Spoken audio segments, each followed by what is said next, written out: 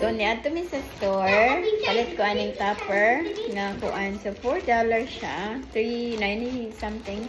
So, $4 ang isa kapik. So, ibutangin ako sa 3 topper. Sana magwapa po, no?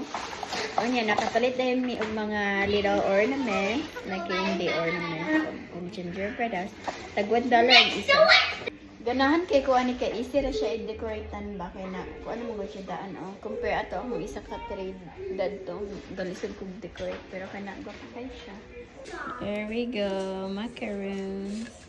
Tanggalan pa ni natong price. Really? Kurang price niya. The girls get there.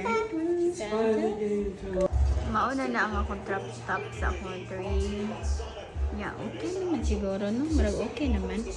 Siguro kulang lang din. Salamat sa pagtanaw, palihog subscribe.